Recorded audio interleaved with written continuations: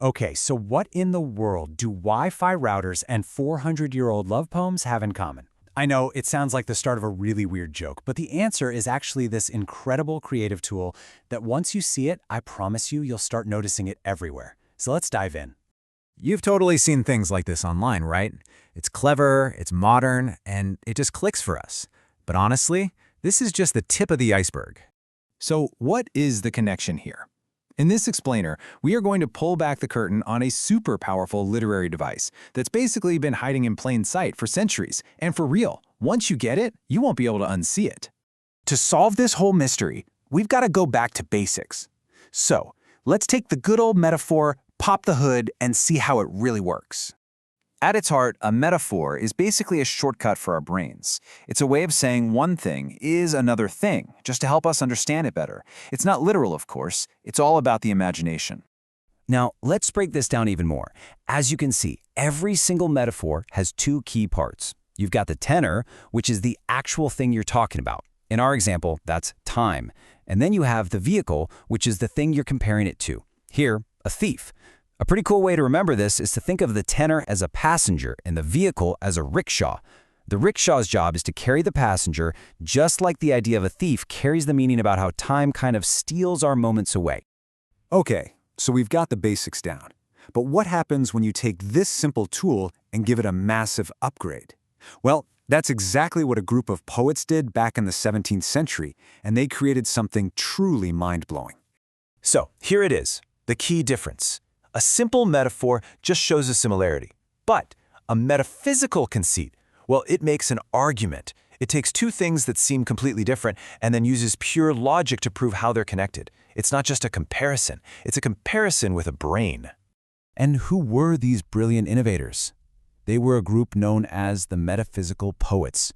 We're talking about people like John Donne, George Herbert, and Andrew Marvell.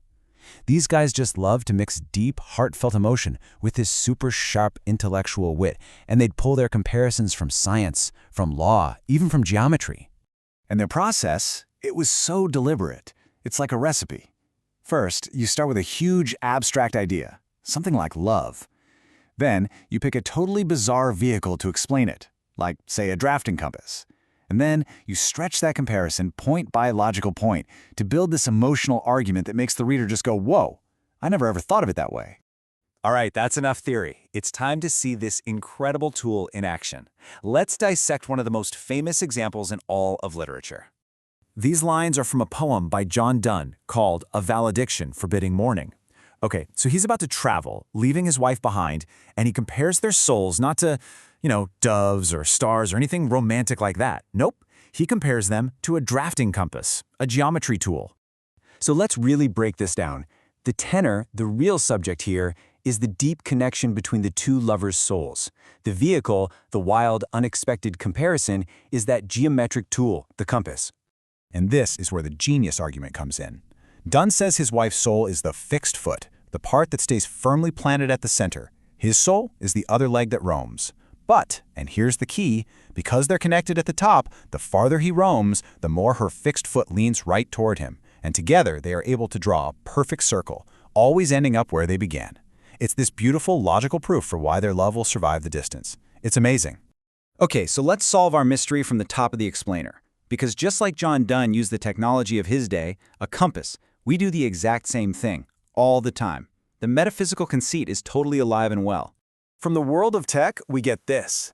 It's a perfect little argument about mental overload, and it makes complete sense because we all understand the logic of a Wi-Fi router.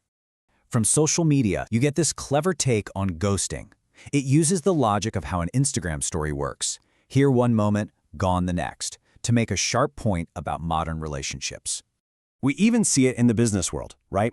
This conceit uses the startup vocabulary we all know to argue that life is just a process of trial, error, and, well, pivoting. And from medicine, we get this really powerful conceit about loneliness and connection. See? Each of these is a tiny, brilliant argument, a modern metaphysical conceit. So getting this concept is way more than just a cool literary fact you can drop at a party. It's a really practical tool for your own thinking and your own creativity. So why is this your new creative superpower? Because it literally trains your brain to see the world differently. to find connections that nobody else has even thought of. It shows you that logic and emotion aren't enemies. They can be an incredible team. So whether you're writing an email, trying to build a brand, or just trying to win an argument with a friend, the metaphysical conceit is a tool that will make your ideas stick. So I'll leave you with a challenge. Now that you're in on the secret, what's the most surprising conceit you can create? Think about a complex idea in your own life, and then try to find a totally unexpected but logical way to explain it. Give it a shot. You might be surprised at the brilliant stuff you come up with. Thanks for tuning in.